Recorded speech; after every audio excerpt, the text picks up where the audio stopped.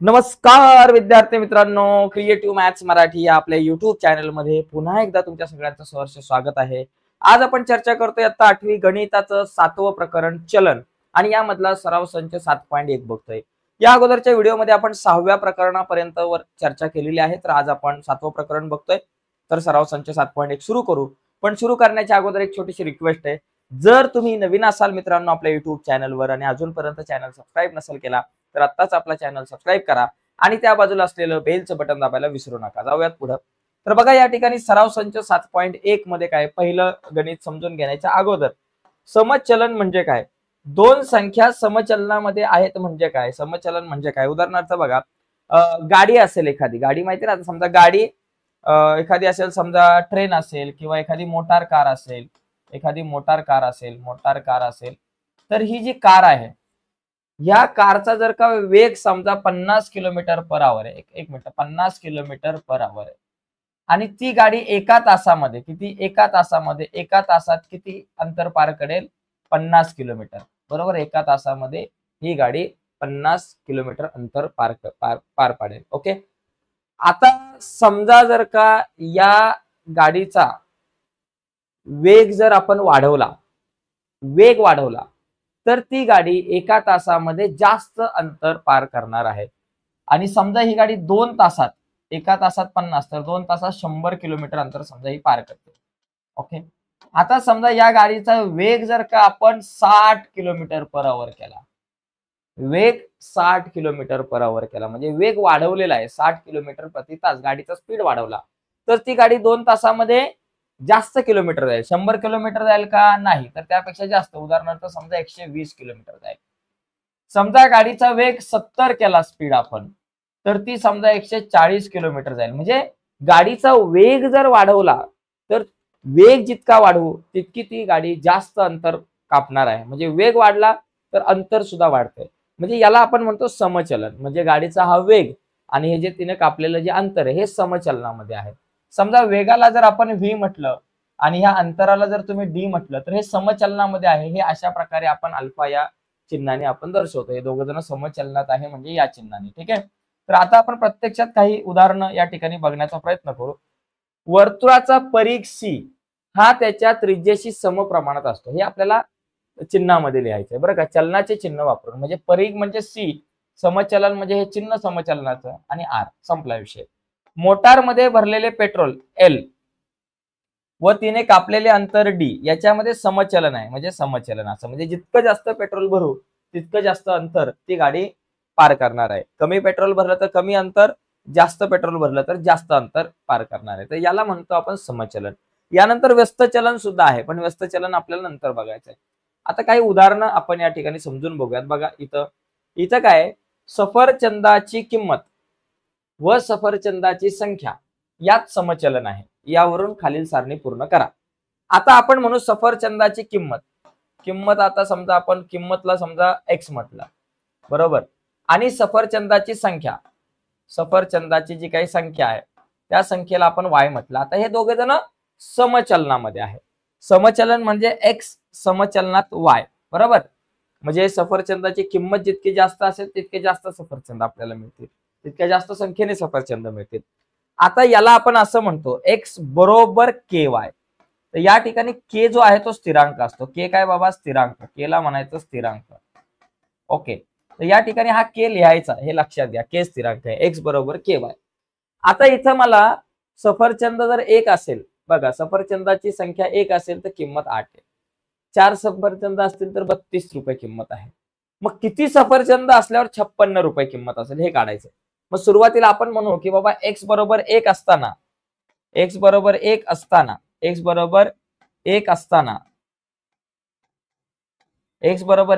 Y बरोबर 8 आहे.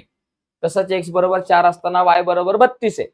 तर वाय बरोबर 56 असताना एक्स बरोबर किती हे आपल्याला काढायचं. तर या समीकरणामध्ये आपण या किमती जर टाकल्या, एक्स ची किंमत 1 बरोबर के ची किंमत आपल्या जागेवर गुणिले वाय ची किंमत किती बाबा 8 आहे. वाय ची किंमत किती 8 आहे. आपण इथं आधी के ची किंमत काढू आणि के ची किंमत काढल्यानंतर बाकी किमती काढता येतील. 8 गुणिले इकडे आले भागिले 1/8 बरोबर मला मिळालं के. के ची किंमत किती आली बाबा 1/8. ओके. के ची किंमत 1/8 आहे आणि हे बाबा आपलं समजा चलनाचं समीकरण आहे. ठीक आहे, आता प्रत्येक मुद्दा समजून घेऊ. आता y बरोबर 56 आहे, तर x बरोबर किती? बरं का, y बरोबर 56 असताना x बरोबर किती हे मला काढायचं. मग हे काढण्यासाठी मी काय करणार बघा, या सूत्राचा वापर करणार. x बरोबर ky, याचाच वापर करायचा आहे. x बरोबर ky, x ची किंमत माहिती नाही, k ची किंमत 1/8 आहे. बघा इथं काढले 1/8 गुणिले y ची किंमत 56 आहे. बघा काय झालं, 8 1 8 8 7 56. x बरोबर किती? 8 ने भाग लावा. बघा 8 1 8 8 7 56, म्हणजे x बरोबर किती आलं बाबा? 7 आलं. x बरोबर 7 बरोबर. म्हणजे y बरोबर 56 असताना x बरोबर तुम्हाला 7 येईल. आता इथे x बरोबर 12 असताना y किती? बरं का, x बरोबर जर 12 असेल तर y बरोबर किती? आपलं समीकरण आहे x बरोबर ky, x ची किंमत 12 बरोबर k ची किंमत किती? 1/8. k ची किंमत 1/8, k च्या जागेवर लिहायचं 1/8 गुणिले y. 8 भागिले इथं आले गुणिले 12 गुणिले 8 बरोबर y. y बरोबर 12 8 96, 12 8 96, y बरोबर किती आलं बाबा? 96 आलं. तर अशा प्रकारे y बरोबर 96. म्हणजे या ठिकाणी एक गोष्ट लक्षात घ्यायची, x बरोबर जर का माझ्याकडं बघा y बरोबर जर माझ्याकडं y ची किंमत 56 असेल तर x ची किंमत किती? ते 7. या ठिकाणी वाटलं असतं लिहू, x ची किंमत किती आली बाबा? 7 आली. ठीक आहे, x बरोबर 12 तर y बरोबर किती? 96. ओके, आता या ठिकाणी मला काय दिलंय? y 160 आहे, तर x बरोबर किती? बरं का, y 160 तर x बरोबर किती? y बरोबर माझ्याकडे 160 आहे, तर x बरोबर किती? आपलं सूत्र काय? x बरोबर 1 k गुणिले y. आपलं सूत्र हेच घ्यायचं, चलनाचं समीकरण x बरोबर ky. मग x बरोबर k ची किंमत 1/8 आहे आणि y ची किंमत 160. 8 ने 160 ला भाग लावा. बघा 8 दुने 16 म्हणून 2 आणि 1 शून्य घेतला 20. x बरोबर किती आलं? 20 आलं. तर या ठिकाणी मी लिहितो x बरोबर 20. तर अशा प्रकारे मित्रांनो आपल्याला ही गणित सोडवावी लागतील. हा टेबल आपल्याला पूर्ण करावा लागेल. ठीक आहे, तर आता पुढचं गणित बघू. सगळी गणित आपल्याला बघायची आहेत. पुढची गणित बघू. यामध्ये 2 टेबल आहेत अशा प्रकारचे. इथं बघा, इथं काय दिले बाबा? तिसऱ्या गणितामध्ये m समचलनामध्ये n. बरं का, m समचलनात n आहे. m बरोबर 154 असताना आपल्याकडे n बरोबर 7 आहे. बरं का, n बरोबर 7 आहे. मग n बरोबर 14 असताना n ची किंमत किती? आपल्याला n बरोबर 14 असताना m ची किंमत किती? आता m समचलनात m म्हणजे काय? m बरोबर kn असं आपण या ठिकाणी म्हणू शकतो. आणि इथं लिहायचं k हा स्थिरांक आहे. k हा स्थिरांक आहे. स्थिरांक. ठीक आहे, या ठिकाणी आपण हा घेतला k हा स्थिरांक. आता हे आपलं एक चलनाचं समीकरण तयार होतं अशा प्रकारे. आता याच्यात जर किमती टाकल्या बघा, जेव्हा m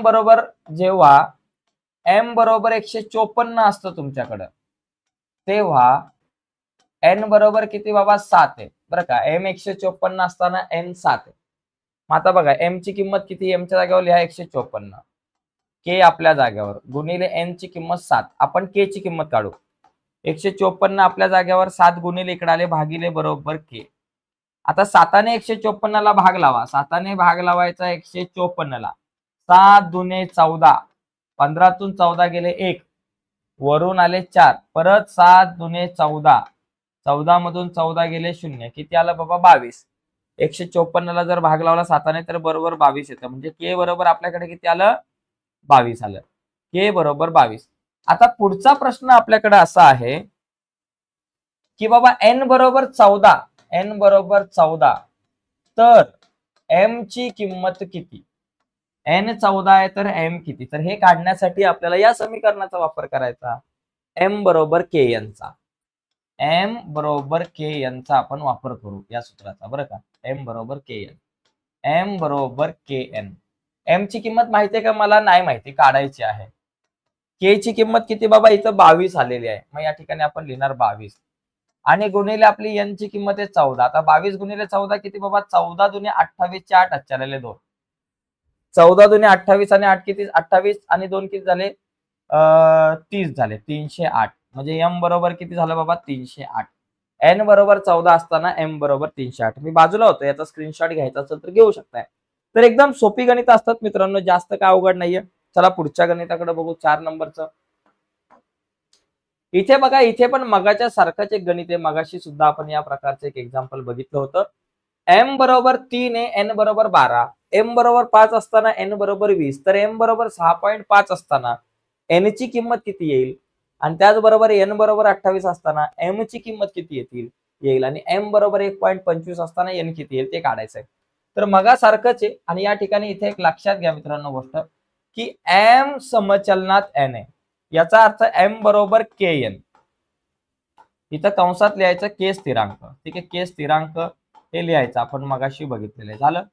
आता m ची किंमत 3 असताना जर m बरोबर 3 असेल तर n बरोबर 12 असतं. ठीक आहे, m बरोबर 3 असेल तर n बरोबर 12 असतं.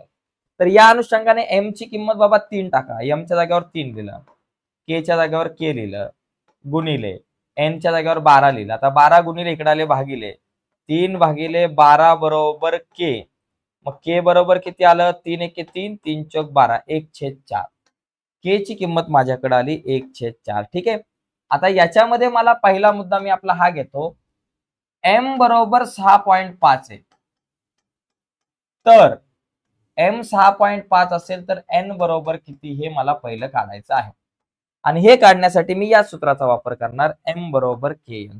ठीक आहे, मग इथं लिहायचं m बरोबर kn. आता m ची किंमत 6.5 आहे, मग इथं लिहायचं 6.5. k ची किंमत 1/4 आहे, इथं लिहायचं 1/4 गुणिले n आपल्या जागेवर. आता हा 4 भागिले इकडे गेला गुणिले 6.4 6.5 गुणिले 4 बरोबर n. आता 6.5 ला 4 ने गुणा. बघा, 6.5 गुणिले 4 करा.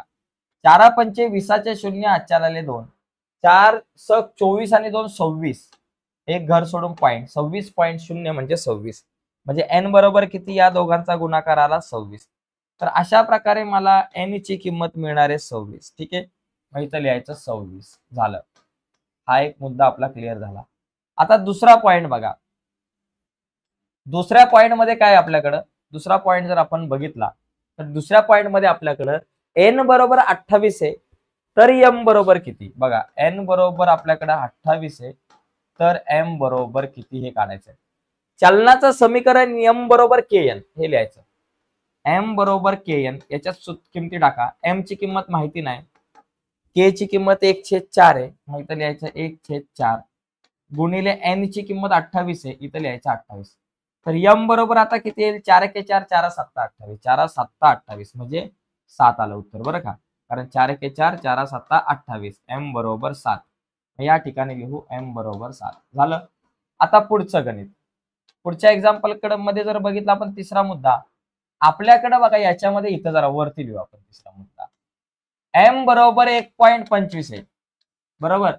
तर n बरोबर किती? बरं का, m बरोबर किती? 1.25 आहे, तर n बरोबर किती? आता बघा, 1.25 चा विषय, सूत्र आहे आपल्याकडे m बरोबर kn. m ची किंमत 1.25, बरोबर. k ची किंमत किती? 1/4, मग इथं लिहायचं 1/4 गुणिले n आपल्या जागेवर. 4 भागिले इकडे आला गुणिले 1.25 गुणिले 4 बरोबर n. आता 1.25 ला 4 ने गुणा. 1.25 गुणिले 4, 4 पंचे 20चे 0, आजच्या आलेले 2, 4 दुने 8, 9 10चे 0, आजच्या आला 1, 4 1 के 4 आणि 1 5, म्हणजे किती आलं? 5.00 म्हणजे 5 आलं उत्तर. मग इथं आपण लिहू शकतो 5. अशा प्रकारे या बॉक्स मध्ये आपल्याला लिहिता येईल 5. ओके, आणि इथं लिहायचं n बरोबर 5, n बरोबर 5 आलं. ठीक आहे, तर अशा प्रकारे आपल्याला ही सारणी पूर्ण करता येईल. मी थोडासा बाजूला होतो, हे तुम्हाला जर व्यवस्थित लिहिता आलं तर तुम्ही लिहून घ्या, किंवा स्क्रीनशॉट वगैरे त्याचा तुम्ही मारून घेऊ शकता. ठीक आहे, अजून 2 गणितं बाकी आहे, तर जास्तीत जास्त गणितं आपण बघायचे, आपल्याला सगळीच गणितं बघायचे त्या सराव संचामधले. तर बघा, हे 5वं जे एक्झाम्पल आहे आपल्याकडं, 5व्या गणितात मला काय दिलंय, की y हे x च्या वर्गमूळाच्या समचलनात आहे. बरं का, y हे समचलनामध्ये आहे, पण x च्या वर्गमूळाच्या, म्हणून y समचलनात वर्गमूळात x बदलते. ओके, आणि जेव्हा x बरोबर 16 असेल तेव्हा y बरोबर 24 असतं. तर चलनाचा स्थिरांक व चलनाचे समीकरण लिहा. बघा, या ठिकाणी काय सांगितलंय, x बरोबर 16 असेल तर आपल्याकडं y बरोबर किती असतं? 24. आपण काय लिहिणार, y समचलनात वर्गमुळात x, एक्स म्हणजेच y बरोबर k वर्गमुळात x, कारण इथं काय असतो k स्थिरांक, k हा स्थिरांक आहे, k हा स्थिरांक आहे असं आपण म्हणू शकतो. मग आता या किमती टाकू. y किती बाबा 24 आहे, y ची किंमत 24, k गुणिले x ची किंमत किती बाबा, x कुठे गेला माझ्याकडे, x ची किंमत आपल्याकडे 16, वर्गमुळात 16. आता 24 आपल्या जाग्यावर, k गुणिले वर्गमुळात 16, वर्गमुळात 16 ची किंमत आली 4.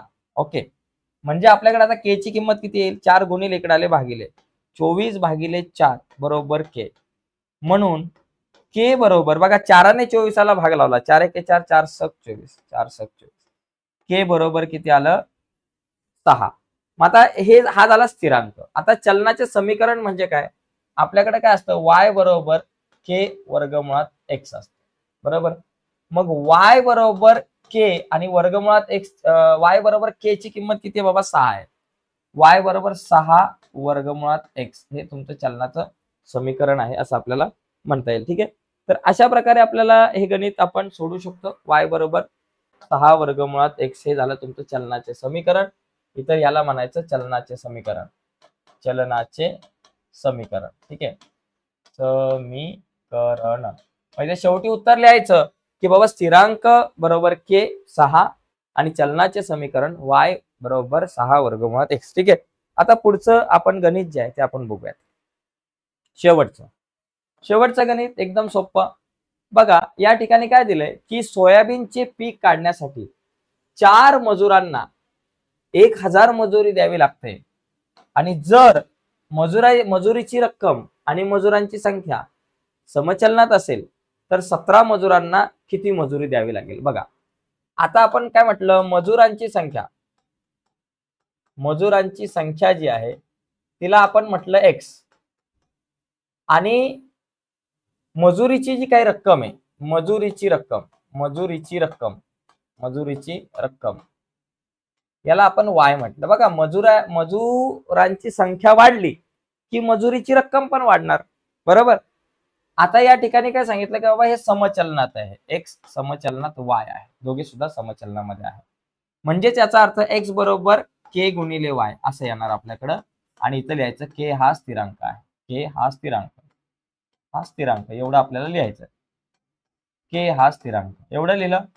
आता याच्यामध्ये बघा मजुरांची संख्या जर का 4 असेल, बघा 4 मजुरांना म्हणजे मजुरांची संख्या जेव्हा मजुरांची संख्या म्हणजे x बरोबर 4 तेव्हा तुमच्याकडे मजुरीची रक्कम किती मजुरी द्यावी लागते, 1000 रुपये. म्हणजे y बरोबर किती 1000 येतं, बरोबर. म्हणजे ज्यावेळेस तुमच्याकडे x बरोबर 4 येतं म्हणजे मजुरांची संख्या 4 आहे म्हणजे x बरोबर 4, तेव्हा मजुरीची रक्कम जी आहे म्हणजेच y बरोबर 1000 येतं. मग या समीकरणात किमती टाकू. x च्या जागेवर लिहायचं 4, k आपल्या जागेवर, y ची किंमत 1000 लिहिलं, बरोबर. 1000 गुणिले इकडे आले भागिले 4 भागिले 1000 बरोबर k. मग आता इथं बघा 4 ने 1000 ला भाग लावा, उत्तर किती येते बघा, k बरोबर तुमच्याकडे किती येईल 4 1 4 आणि भागिले 1000 ला 4 ने भाग लावा, 1000 ला भाग लावायचा 4 ने, बरं का. बघा 4 2 8, 10 तून 8 गेले 2, वरून आले 0, 4 पंचे 20, 4 पंचे 20, 0 0 हा 1 0 म्हणजे 250, म्हणजे 1/250. ही कशाची किंमत आली तुमच्या k ची, k ची किंमत आपल्याकडे आली 1/250, बरोबर. आता माझा काय प्रश्न आहे, आपला प्रश्न आहे की 17 मजुरांना किती मजुरी द्यावी लागेल. म्हणजे मजुरांची संख्या जर का 17 असेल म्हणजे मजुरांची संख्या बघा, मजुरांची संख्या म्हणजे x, आपल्याकडे x बरोबर किती बाबा 17 आहे, तर मजुरी जी आहे ती किती असणार, मजुरी म्हणजे मला y ची किंमत काढायची आहे. तर हे कसं काढणार, y कसं काढणार, तर यासाठी हे जे समीकरण आहे x बरोबर ky याचा वापर करायचा. x बरोबर ky, x ची किंमत मला माहिती आहे 17 आहे, बरोबर. k ची किंमत किती आहे बाबा 1/250 आहे, 1/250 आणि गुणिले y आपल्या जागेवर. आता 250 भागिले इकडे आले गुणिले 17 गुणिले 250 बरोबर y. आता 250 ला 17 ने गुणायचं आहे, बरोबर. 17 0 0, 17 पंचे 85, 85 चे 5, हातच्याला आले 8, 17 एके 17 दुने 34, 34 आणि 8 42, 4250 या ठिकाणी माझ्याकडे उत्तर येईल. 4250 बरोबर वाय. म्हणजेच वाय बरोबर किती? 4250 रुपये. माहिती लिहायचं की 17 मजुरांना 4250 रुपये मजुरी द्यावी लागेल, असं आपल्याला लिहायचं. ठीक आहे, मी बाजूला होतोय, स्क्रीनशॉट घेऊ शकताय. यस. तर बघा मित्रांनो, अशा प्रकारे आपण सराव संच 7.1 बघितलेला आहे. नक्कीच तुम्हाला व्हिडिओ आवडले असेल. व्हिडिओ आवडले असेल तर व्हिडिओला लाईक करा. नवीन असाल आपल्या चॅनलवर, अजूनपर्यंत चॅनल सबस्क्राईब नसेल केला तर आत्ताच आपला चॅनल सबस्क्राईब करा आणि त्या बाजूला असलेलं बेलचं बटन दाबायला विसरू नका. धन्यवाद.